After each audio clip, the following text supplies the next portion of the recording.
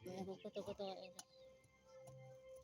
I'm a woman and I am a fighter. Pag-ibisog, alam sa mga pangandoy, ginakaya ang matag-adlaw ng mga habit sa trabaho. Kung sa inyo ka man, alang sa pamilya. Sa pagkababoy. Sa kainahan, kung alang sa pamilya. Ayaw sabay ang baboy. Ay boy, hawa na boy, mananam na to. Nami baboy.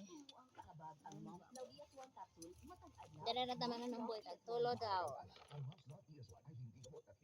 Ma, dire na tanaw ang kalayoan sa Daplen. Pwede na tulo kalinya. Tulo, ako man ingong tulo nong sundugon man nimo akong ingon. Kasi maturo pa na. Isa, duha, tulo, upat pa gani isa. Duha, upat pa man eh. Tulo ra man yung gusto. Wala na kay mangis pa sila mga gila diha. Ano mo agi mangispray sa kilid ay sila. Asa man sila mangispray mo agi? Magbilin na itaglin niya. Ay okay. Kahoy. Oh shit! Maghihapon mi sa pulaw. Alangan, saligid ko sa suporta na mahatag sa upat ka superfoods para sa akong kasing-kasing, blood flow, sugar level, o immune health. Salig sa upat ka superfood? Naman, saligid ko sa garlic, mustard seed, cayenne pepper, o cinnamon bark, maong lahi radyot, power cells, herbal capsule. Salig lang sa matag-adlaw. Mahalagang paalala, ang Power Cells brand ay hindi gamot at hindi dapat gamitin panggamot sa anumang uri ng sakit. Gusto na ako, kanuning andam ang akong anak.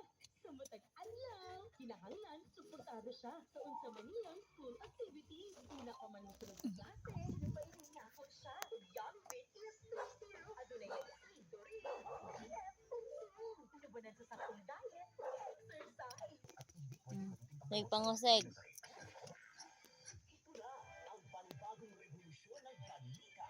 Tuklasin ang OVP na kabasihang kwento, mainit na balita na mahalaga sa bawat Pilipino. PH, eksklusibo at huwag palalampasin.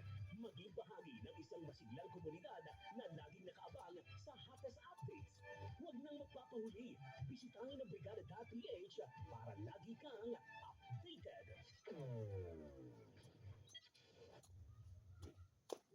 Sa gitna ng ingay at bigat ng ating mga pinagdadaanan, ngayong Semana Santa, hanapin natin ang yakap ng kanyang presensya. Alalahanin natin ang dakilang sakripisyo ni Jesucristo. Isang pag-ibig na mas malakas pa sa anumang krisis. Isang pagmamahal na hindi tayo kailanman susukuan kahit gaano pa kahirap ang buhay.